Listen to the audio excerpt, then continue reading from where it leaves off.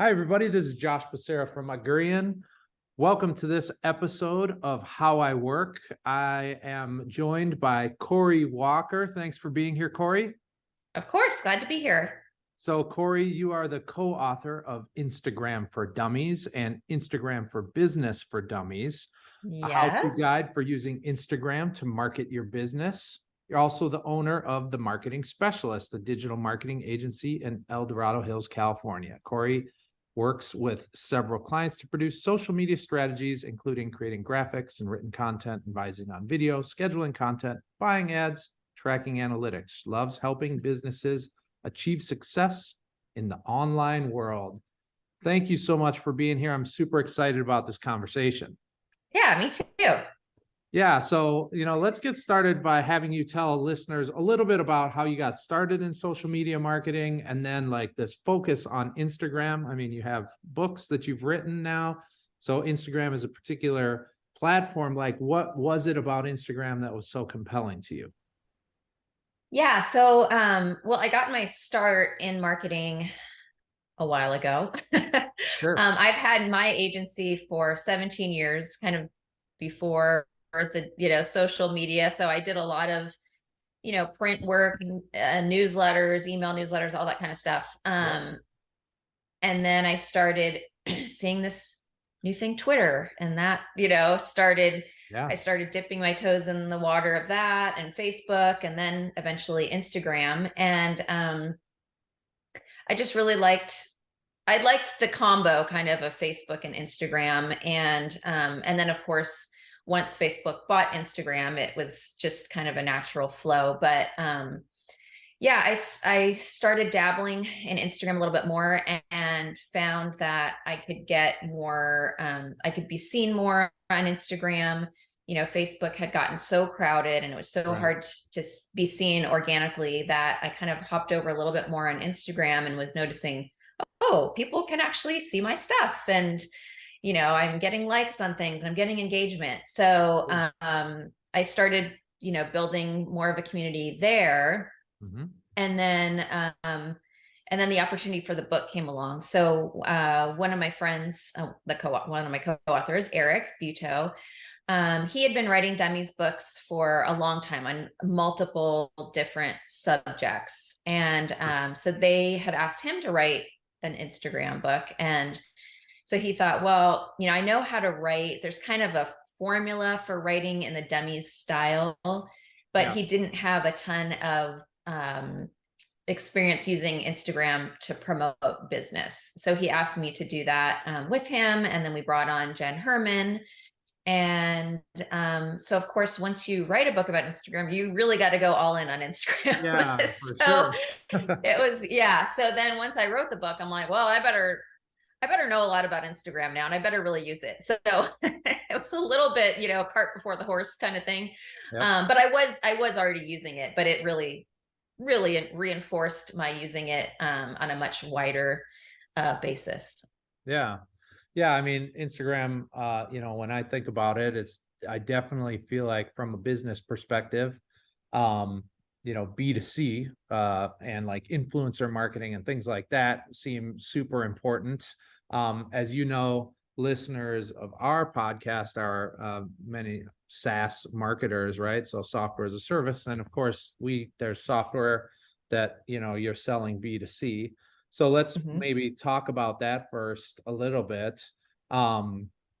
So, intuitively, Instagram is good for B2C and so it kind of feels like a slam dunk. So what are like some of the most effective things you see B2C companies doing with Instagram? Or is there like a brand that you say, man, go and look at the profile of this brand on Instagram. They are like using it super smart. Yeah, I mean, there's definitely companies, and some of the bigger companies, when they go all in on Instagram, they can do some fun things. Chipotle is one, if you want to take a look at Chipotle. And Califia Farms, they do, like oat milk and almond milk and creamers and things like that. They both do a good job. But what I like about Chipotle is they infuse a lot of humor into what they do. Sure. And so they're embracing the newer things, like Reels. So they're using Reels and going out to some of their customers, and then going out to some of their employees and doing fun things with them. Yeah. They're using stories. Basically, the thing that works the best with B2C is thinking of Instagram as a funnel. Sure. So if you look at the top, you're going to have Reels, and that, Instagram is just pushing that out like crazy because they're trying to beat TikTok. Yeah. Let's be Yeah. real. So they're just pushing that, pushing that, pushing that. So you can get your new eyeballs at the top of the funnel in Reels. And then you're going to go down a little bit further, and they're going to post more information either about their product or about their service on the main feed. Yeah. And that gets people to, get to know them a little bit better and like them at that point. And then they're shifting into stories and maybe lives, and getting a little bit more personal, or doing some more fun things that they might not have done on the regular feed. So the businesses that are kind of embracing that seem to do really well. And I will say, nice photography helps. Like Califia Farms, they're really good about having really good photography, and using Reels. Basically anytime Instagram comes out with something new, I encourage people to start using it, because they're going to push it hard. So, Reels, a lot of people, it's been out now for, I think, 2 years. And just now, a lot of people are starting to hop on it. I saw it as an opportunity early on and said, okay, this is going to be big. I need to start doing these. And so, I did get a lot more traction once I started doing those. So, Man. anyway. Yeah, I really love how you're thinking about this as like a funnel. I never really thought of like particular features within like a social media platform, pairing that with like a different part of the funnel. So I really think that's smart. And then the other thing that I think is a good call out is, at least in our experience with our own profiles, has been when you add people. Like I'm thinking about, let's use Chipotle as an example, right? Like one thing is to put on a picture of like a burrito or a bowl or something that looks fabulous, and that's great. But another thing is to actually like have that employee or that customer, like that human. Like we have seen way more kind of impressions, engagement, all of those things when you have like more human-centered content. Would you say that's true? Oh, absolutely. Yeah. I have kind of a weird client base. So I have hospital and medical group marketing on one side and restaurants on the other side. I don't know how I landed those two things, but on both, I will say, when I mix in profiles of the employees, it always does well, because you've got both the other employees, cheering them on, and then, even restaurant or at like a medical group, you've got either the patients or the customers saying like, oh yeah, Stacy, she is wonderful. I love her. I love when she serves me this, or she takes great care of my mom. So it works fabulously. So that's when you're questioning, okay, as a B2B thing, like how can I use Instagram for B2B? That's a great one to incorporate. Is let's highlight the staff, like who's the person that's in charge of this function, and put some, put a human touch to some of these things that can feel very, they're just not tangible. So it puts the human back in. Yeah, I mean, it's called social media for a reason, I guess, right? Nobody's like social with their burrito. We're social with other humans, of course. So you brought up B2B, right? So we've talked a little bit about B2C and how that's a little bit more intuitively, I think people can understand how to leverage Instagram. So you talked a little bit about B2B. So let's explore that a little bit more. Do you have some examples of B2B businesses that you think are like doing an awesome job, or, like beyond what we're just covering, which is like the people side of like posting about people? What other strategies or tactics have you seen that work for B2B on Instagram or social in general? Yeah, so MailChimp is a great example of B2B. And then Google, Google has a separate page that's called Life at Google. So that is kind of talking more about, the employees and what they do there. But as far as MailChimp goes, that's a fun one to watch because they have a whole like film series on different topics. I think Bjork, the kind of crazy entertainer from like the 90s. Yeah. She did a film series with them. So they have a whole section on their site that's just this film series, and then they'll take little snippets of it and do kind of reels about that. They do feature employees. They also have this fun thing where they have created these fake books. So, for different areas of the site, they have a fake book. So it could be like the case of the abandoned cart, and they have a book cover for that. And then, it's all like about fiction or nonfiction. Yeah. I guess it's fiction. I don't know. Yeah, but it's just the cuteness of they have like a fake book cover, and then it talks about one of their features, which is, a customer journey, and you can go back and retrieve your abandoned cart people through their email. So so that's a fun one to watch because you can really see some of the fun things they do. They do also fun reels and videos with some of their employees, just doing humor. It's humor, if you can infuse it, especially with software, because it can be kind of a dry dry topic. Robotic. If you can figure out a way to incorporate some humor, that's always going to help you. Yeah, and I think in the end, all good marketing is really hasn't as a message that resonates with the person's like wants, needs, or like problem that they're trying to solve. So like if you can do that, or like articulate that in a fun way or in a really dramatic way, that like I think social lends itself pretty well to doing some of that. So I love that. I love that thought. So we've talked a little bit about like profiles that are doing awesome, what things are working.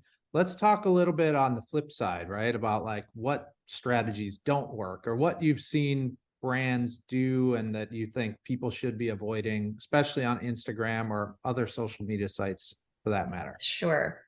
Yeah. So one thing I see a lot of with B2B is really dry. So people will post just like stock photos of, say it's somebody at their computer, like pointing at the computer, or, a business meeting. And it's so obvious that it's a stock photo. And it's just like, ew, no one cares. This is so bleh. Right. And so I will have people, that want to be clients, and they're like, oh, well, I have all this stuff, and it's, just stock photos, and it's so boring, and it's just, no one cares. It's like, they're going to see that go through their feed, and they are just going to keep scrolling. So that's a big one for me, is like, you can incorporate, it a little bit here and there. And maybe if you have a text overlay that kind of explains a little bit. I mean, I'm not anti stock photo for everything, but if that's what your whole profile is static photo posts of stock photos, then you will just, it's not going to work for you. Yeah, I mean, definitely doesn't have the personality that you want it to have. And especially Instagram, it's like, it's about photos, it's about photography, right? And so of course, you've got the reels and other things, but like, loading it up with stock photos, that's a good call out. Other things that you've seen that you're like, oh, don't do that. Yeah. When people will do, they'll have a business, but then they'll infuse all these other like random things. Like they'll just post a meme that they thought was funny, and it has nothing to do with their business. I mean, memes can be really great if you incorporate them and if they make sense with your brand. Like I think MailChimp does some memes. And it can be a really great tool. But if you are a business, and I don't see this as like the bigger businesses, they know better, but somebody that maybe has their own business and they're a little bit smaller. Yeah, they're like, oh, this is funny. I'm just going to post this meme on my account. And it's like, okay, but how does that relate? So things Sure. like that. And some stuff, if it's funny, I'll post a meme maybe on my personal side or on my stories, Mhm. because that's kind of showing my personal side. But when they just post something, on their main feed and it's supposed to be a business page, it's like, where are we going Yeah. here? Doesn't work. Yeah. And then another thing is just not using a wide variety of content types. Hmm. So if you are just relying on the single static post, you're not going to be seen very well. Yeah. If you embrace reels, if you go live every once in a while, I will admit I don't really go live, and it's like it's on my list for 2023, like go live. And I Right. don't know why. I think like I'm totally comfortable doing a podcast thing like this, and even if it's live, if I'm with another person. Sure. So I think I just need to have some collaborators, because I don't know what I would talk about just talking to myself. I feel Yeah. strange. I've been myself experimenting a little bit with like the kind of first person hold the phone and just like do a monologue. Yeah. And it like brings up all these like insecurities. We're It's humans, and it's awkward. like, do I look dumb? How do I sound? What am I Yeah. wearing? How's the lighting? Like, so anyway, it's taken a couple of the runs at that to get used to it. I'll be honest with you. Yeah. So, Yeah. Yeah. but that's a good call out to not just focus on like one feature within the platform, but to like leverage more things. I've seen that like on LinkedIn, if you have different types of posts and content, you do kind of gain reach somehow. There's something in these algorithms that say like, don't just post the same static image all the time. Yeah. And what I'll do is I'll download some of my reels and put them on LinkedIn. And Yeah. it's different. People, and I won't do as many of the jokey ones unless I have like a fun Friday. And it always does relate back to my business somehow. But yeah, people, it's different. And it's, of course, in the vertical format. So it's taking more space on LinkedIn than most of the other posts. So I think They people like really, play, they like play kind of auto play. And if you've got like the closed captioning, people can read it and that kind of is engaging. Yeah, I know that I like that catches my eye way more than like a Mhm. static image post for sure, even on LinkedIn. Yeah, Yeah. definitely. Yeah, for Okay, sure. so let's switch gears a little bit. You told me that you're going to be releasing the second edition of Instagram for Dummies now in early December. So woohoo, that sounds awesome. Um, Yay! so you talked a little bit about your co-authors and how you got into it. So can you tell us a little bit about what it's like writing for the Dummies brand, and then is there anything new that's in this second edition that you want to highlight in particular? Yeah, well, okay, so let me go back to your this is like a Yeah, it is. multi-faceted Sorry. question. Yeah, so working with the Dummies brand, it's great. It's nice that both of the books, the Instagram for Business for Dummies and Instagram for Dummies, are in their second edition, because it does make it a lot easier to write. Like the first one that we wrote, it's completely from scratch. So now it's getting easier, but I will say Instagram is constantly changing. And this year was a doozy. I mean, they were just like, we were writing all summer, and I was purposely waiting until the end to write the Reels chapter, because I knew, I'm like, oh, they're going to keep adding Yeah. stuff. So that is a challenge, just keeping up with the changes as you're furiously writing and making sure that they're not going to change something again. And Right. with a printed book on a social media platform, you have to do your best and Sure. hope it doesn't change too drastically. quickly. Yeah, they're iterating and iterating and iterating really quickly. So yeah, you get this like snapshot in time that you get to capture. And Yeah, I'm sure there's major tenets that flow through no matter what the iteration is that they've for sure. created. Yeah, I mean, they might add like another small button or something that changes the screenshot, but for the most part, it's going to be solid. Another thing that's nice about working with a larger publisher is, unlike if I was writing this book myself, it would probably never get finished. But when you have a publisher, you have, quarterly deadlines. So we had to get a certain number of chapters in to release like royalty payments and, advances and stuff like that. So that is the push that I know I need. I know a lot of people out there that are like, oh, I want to write this book, but I just don't have the time for it. And if that's the case, get some kind of accountability partner, or literally get someone to say, I'm going to charge you $200 if you don't get this chapter into me by, November 30th, because Got to take me to it's hard. dinner. Exactly. It's really hard unless you have somebody saying this needs to be in. When you're running a business and doing all the other stuff, it's easy to shove that aside. So that's nice working, with a major publisher. As far as what's in the book that's new, well, sorry, I've got my thing on mirrors, so I never know which way. It's not the regular, so I can have the books facing the right way. It's mirror, so I always feel backwards. Anyway, this purple one is the one that's going to be replaced with a green edition. That's not the major change, by the way. There's much more content. But that one, we had 2 chapters on IGTV. IGTV is not any longer. So those chapters were replaced with chapters on Reels. So we go really deep into how to use Reels, all the different functionality, how to do, transitions and what works well, things like that. So that's a big change. There were some changes with stories, just in, small buttons and things like that. Basically every screen has changed in some manner. They move buttons, they move things around.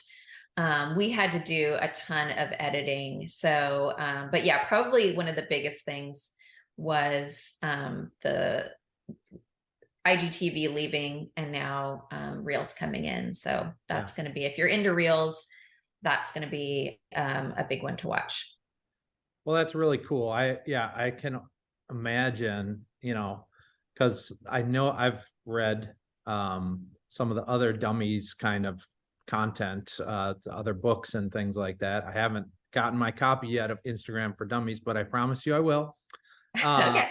And because it is like the For Dummies concept, you have to like be explaining like the details. And when I think about the complexity of a single social media platform like Instagram, like big kudos to you and your co-authors for figuring out how to put that in a way that someone can follow and learn from, down to the button. So that's amazing. Thank you. Yeah. And I will say, so we take all our own screenshots of everything, and then it goes through an editor that, frankly, was not an Instagram user, which was helpful because she would go through and, try things out and be like, well, what does this step mean? And sometimes when you use things over and over, it's just like, oh yeah, you do this, this, and that. Right. But she would go through it and be like, well, I don't understand what you meant by this. Yeah. So there's that. And then it goes through a technical editor that tests it again and, does every single step. So you can feel pretty confident knowing that, everything's tested out. We test it, then it gets tested again and tested again. So it's thoroughly reviewed, for accuracy. Yeah. Well, it's great that you're making those contributions to the space. I really have appreciated the conversation, and some of the insights that you provided about, like profiles and what companies are doing from both B2B and the B2C perspective that is awesome, and what things should be avoided. So hopefully the audience of SaaS marketers can take some things away from this episode of How I Work. But that's really all the time we have for today. I really appreciate the conversation though, Corey. And Yeah, it was great talking to you. remember, second edition of Instagram for Dummies is coming out in early December. So maybe Yeah, a good gift for the new year for people you know, right? for sure. Yes, definitely. Awesome. Thanks so much, Corey. Thank you.